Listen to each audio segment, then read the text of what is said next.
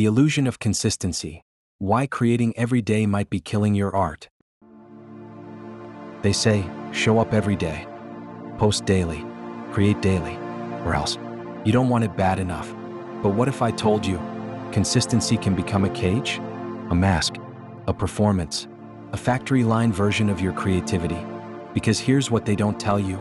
Consistency without consciousness leads to creative erosion, not growth, not discipline, but decay. Let me break it down. We confuse consistency with presence, but they're not the same. Consistency says, create no matter what.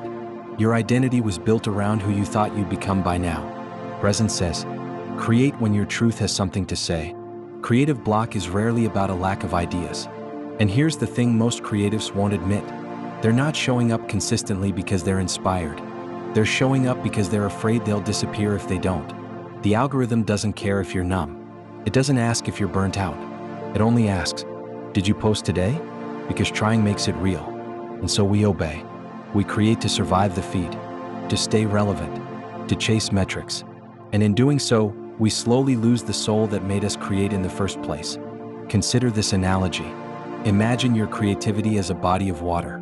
So powerful. Deep. If you dip into it too often, every single day without pause, you don't just stir the surface, you muddy the depths. You start drawing from shallow, recycled versions of yourself, not because you're not talented, but because you haven't allowed space to replenish. The trap of performative consistency. Posting daily isn't discipline when it's driven by fear. It's panic, and panic makes your work predictable. Suddenly, every video feels the same. Every project lacks that edge. You've replaced creative rhythm with creative obligation. And here's what happens when you don't break the cycle. You lose your intuitive voice. Your ideas feel mechanical, formulaic, empty. You begin to resent your craft. You slowly burn out in front of an audience that never asked for your soul in the first place, just your output. So what do you do instead? You redefine consistency, not as daily output, but as rhythmic devotion. You don't need to be a machine. You need to be a vessel. You need seasons. You need silence. You need time to become interesting again. A tree doesn't bloom year-round. A singer doesn't scream on every note. A masterpiece isn't built in one sitting. So why are you forcing yourself to be on 100 every day? Here's the new model. Create in cycles. Inhale seasons. Consume. Travel. Feel. Reflect. Be human. Exhale seasons. Output. Edit. Share. Perform. And in between, breathe. Let the silence marinate your thoughts until they taste like something worth saying. Because that's what makes your work timeless. Not the volume, but the depth. The consequence of ignoring this?